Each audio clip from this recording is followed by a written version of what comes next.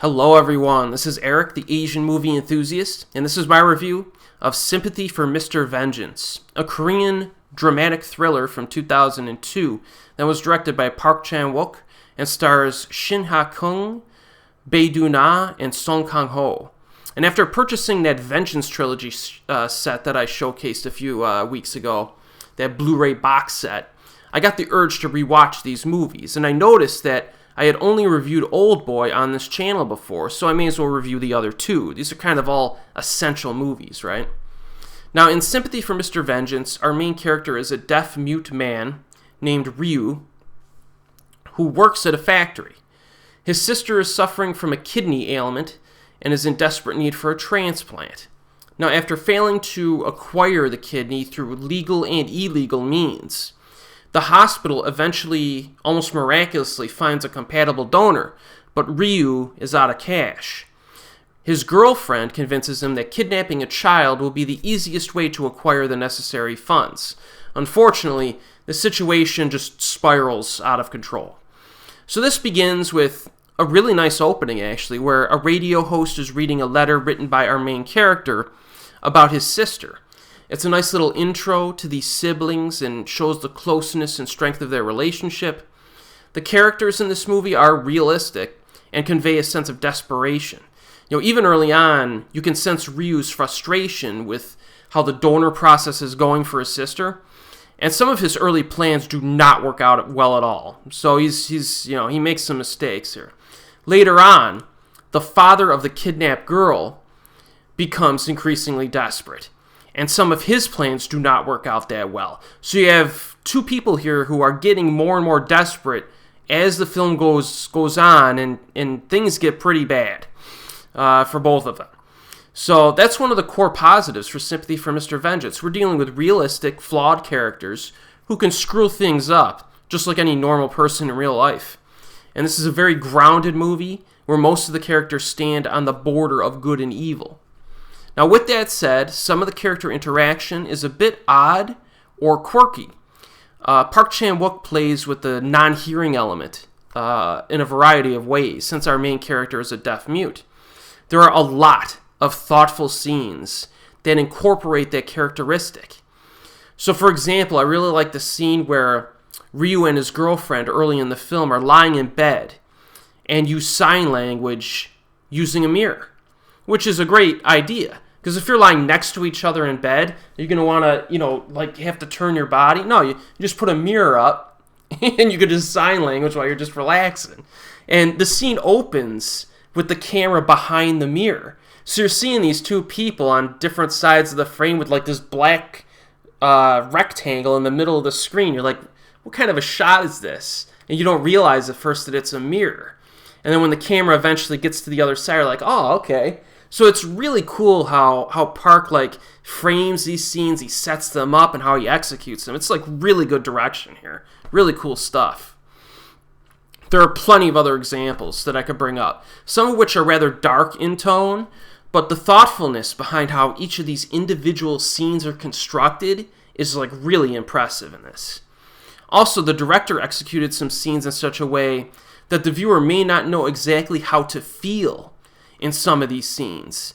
And he did this on purpose to create conflicting emotions. And some scenes might start off really pleasant, and then bam, all of a sudden in the scene, bam, there's an edit, and then things go bad. So it's some really good stuff here. There's a little mini investigation element in the midsection. It requires a little bit of thought from the viewer to piece some things together, because you'll be wondering, wait, how did this guy find this guy and then find that guy?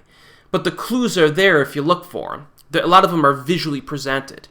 And that's a good thing, because a lot of times I don't really like when a film spoon feeds its viewers. We're smart enough to put a few of the pieces together ourselves, and it feels more natural anyway, because you don't have as much exposition by characters, right? I think the last thing this film needed was long exposition scenes, so that's good.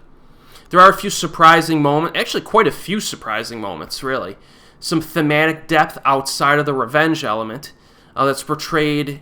The revenge element itself is portrayed as self-destructive here. It's one of those films where you don't get satisfaction from succeeding in your revenge. That's kind of the main theme. And then you have these side themes, like, I found this film to be very ironic. The way things played out, there's a lot of irony in this film, which I appreciated. Performances are great by everyone.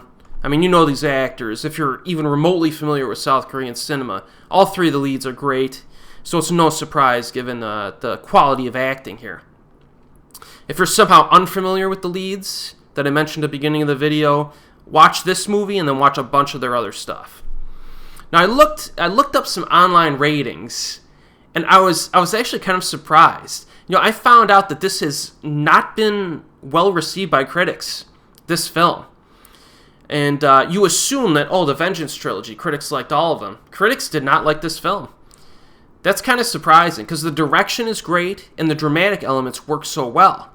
You know, Sympathy for Mr. Vengeance is just a high-quality film from top to bottom. But it has a fail grade on Rotten Tomatoes. And the critical consensus says this, quote, "Though Park directs with stylistic flair, this revenge thriller is more excessively gruesome than thrilling," unquote. And excessively gruesome is like the last thing I think about when thinking about this movie. I mean, most of the violence in the film is inferred off-screen. Like, especially in the first half, you don't even see anything that's happening. I mean, there are some bloody moments during the second half. You know, there are. But this is not an excessively gruesome movie, like, at all. The fact of the matter is that it feels more gruesome because of how effectively it sets up the characters and the themes. You know, the violence has a far more, I guess you could say, dramatic impact than your typical buckets of blood gore movie. So some viewers will think that the film is more bloody than it actually is. And I consider that to be an accomplishment for a filmmaker. One thing that did bother me in this a little bit was that the protagonists, if you think about it, they don't hide their identities when they kidnap the girl. But their plan is to return the girl. They weren't, you know, a lot of times in movies, a kidnapper won't hide their face because they're expecting to kill you anyway. So who cares if you see them? In this case, they just, you know, they're hanging out with this little girl without any masks on or anything because they're expecting to give her back. So all this girl needs to do at one point, if their plan is perfect, if it works perfectly, all this girl needs to say to her dad or the cops is, "The kidnapper had blue hair," because our lead has blue hair.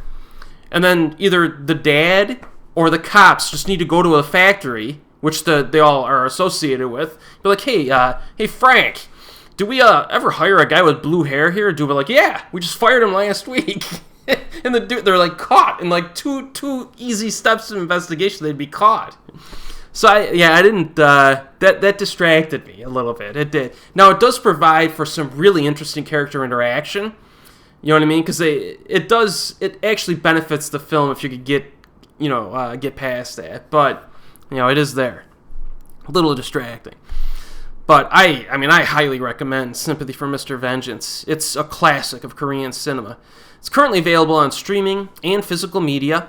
You can get if you can find the commentary track with Park Chan-wook and Ryu Sung-won, do it. It's fantastic. It's detailed, and there's no dead spots in the they just keep rolling, and there's tons of really good information in it.